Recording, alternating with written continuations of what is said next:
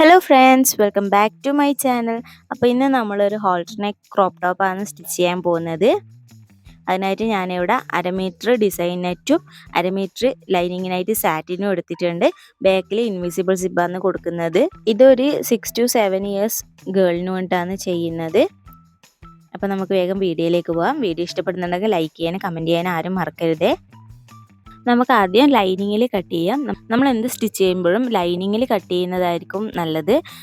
Lining cut ചെയ്താൽ അതിന് കണക്കായിട്ട് main ഫാബ്രിക്കിൽ നിന്ന് നമുക്ക് തുണി അടുപ്പിച്ചിട്ട് കട്ട് ചെയ്തെടുത്താൽ ഒരുപാട് വേസ്റ്റേജ് വരാതെ നമുക്ക് തുണി ലാഭിക്കാൻ പറ്റും. അതേപോലെ നമ്മൾ ഫോൾഡ് ചെയ്യുമ്പോൾ ഒന്ന് ശ്രദ്ധിച്ചാൽ നമുക്ക് തുണി വേസ്റ്റ് ആവാതെ തന്നെ കട്ട് ചെയ്തെടുക്കാം.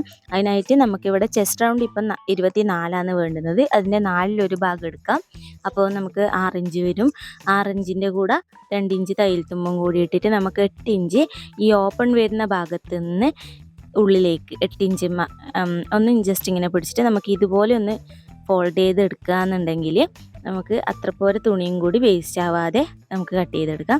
എന്നിട്ട് നമുക്ക് എത്ര ലെങ്ത് ആണോ വേണ്ടതെന്ന് വെച്ചാൽ അതിൻ്റെ കൂടെ 1.5 ഇഞ്ച് തയ്യൽ തുമ്പും കൂടി വെച്ചിട്ട് നമുക്ക് ഇങ്ങനെ ഒരു പീസ് കട്ട് ചെയ്തെടുക്കാം.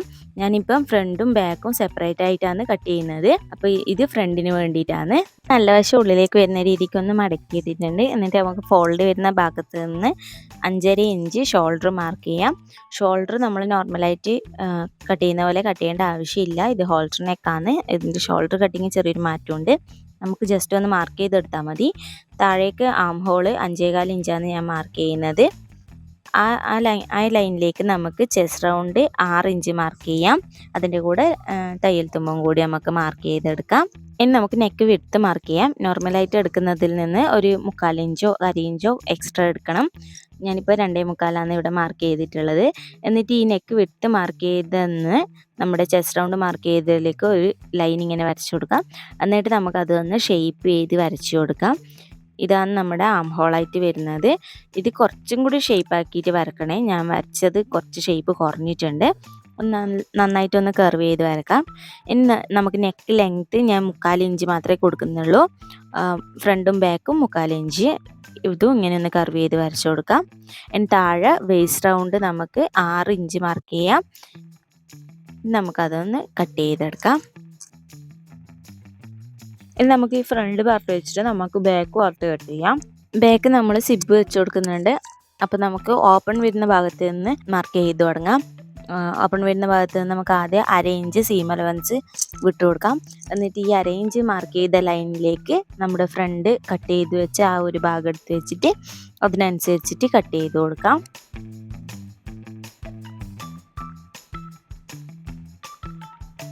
അപ്പോൾ ഇതാ ഫ്രണ്ടും ബാക്കും കട്ട് ചെയ്തിട്ടുണ്ട്. ഇനി ഈ ഒരു പാറ്റേൺ വെച്ചിട്ട് നമുക്ക് മെയിൻ ക്ലോത്തിൽ നിന്നും കട്ട് ചെയ്തെടുക്കാം. ഈ ലൈനിങ് വെച്ചിട്ട് തന്നെ ആം ഹോൾ ഫിനിഷ് ചെയ്തെടുക്കാം. അതിനായിട്ട് മെയിൻ ക്ലോത്തിൻ്റെ നല്ല വശത്തേക്കായിട്ട് നമ്മുടെ ലൈനിങ്ങിൻ്റെ ചീത്ത വശം വെച്ച് കൊടുത്തിട്ടുണ്ട്. എന്നിട്ട് നമുക്ക് ആം ഹോളിൻ്റെ അതിലൂടെ സ്റ്റിച്ച് ചെയ്തെടുക്കാം. ഇതേപോലെ തന്നെ ബാക്ക് വശവും ചെയ്തെടുക്കാം.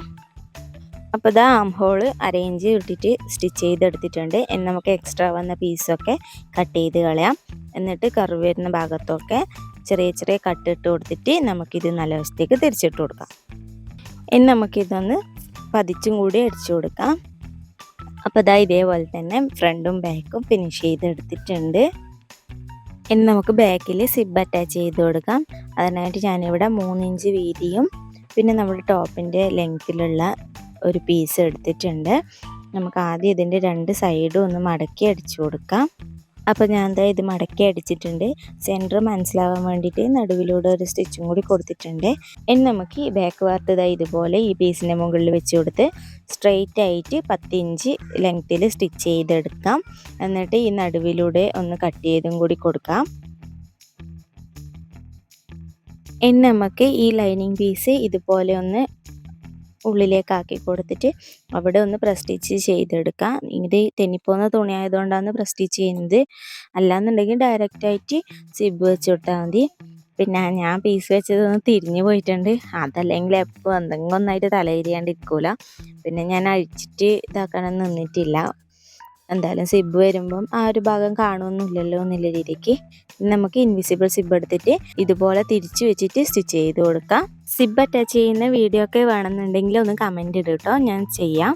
അത് മാത്രമല്ല, ഏതിൻ്റെ കട്ടിങ് ആൻഡ് സ്റ്റിച്ചിങ് വീഡിയോ വേണമെങ്കിലും കമൻറ്റ് ഇട്ടാൽ മതി. ഞാൻ എന്നെക്കൊണ്ട് പറ്റുന്ന രീതിക്ക് അത് ചെയ്യുന്നതായിരിക്കും. അപ്പോൾ അതാ സിബ് ഇതുപോലെ സ്റ്റിച്ച് ചെയ്തെടുത്തിട്ടുണ്ട്.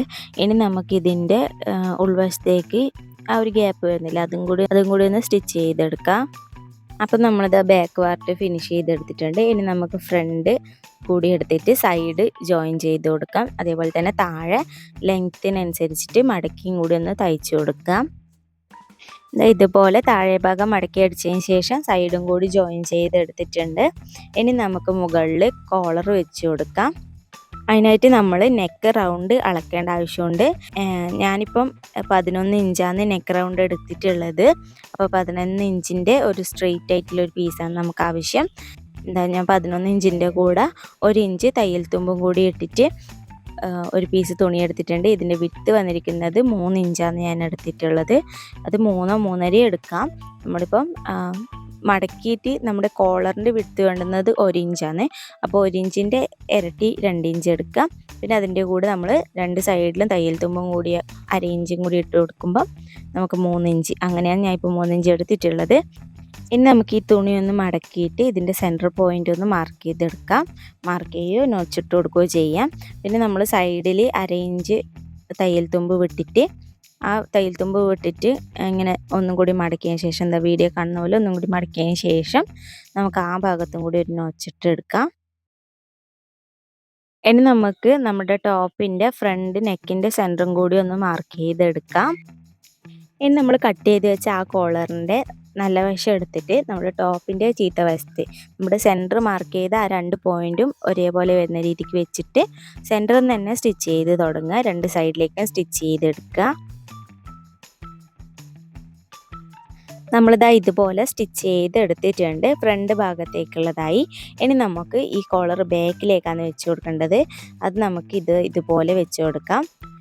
നമ്മുടെ ആ കോളർ വെച്ച് ആ ഒരു ലെവലിൽ തന്നെ പിടിക്കുക. എന്നിട്ട് നമ്മൾ ഇപ്പുറത്തെ തറ്റത്ത് 1/2 ഇഞ്ച് വിട്ടിട്ടില്ല, ആ 1/2 ഇഞ്ച് ഒന്നുകിൽ മടക്കി പിടിക്കുക, അല്ലെങ്കിൽ അവിടെ ആദ്യം ഒരു സ്റ്റിച്ച് കൊടുത്തതിന് ശേഷം നമ്മുടെ ബാക്കിൻ്റെ ഭാഗം അവിടെ ചേർത്ത് വെച്ചിട്ട് സ്റ്റിച്ച് ചെയ്ത് കൊടുക്കുക. നിങ്ങൾക്ക് വീഡിയോ കാണുമ്പോൾ കൃത്യമായിട്ട് മനസ്സിലാവും.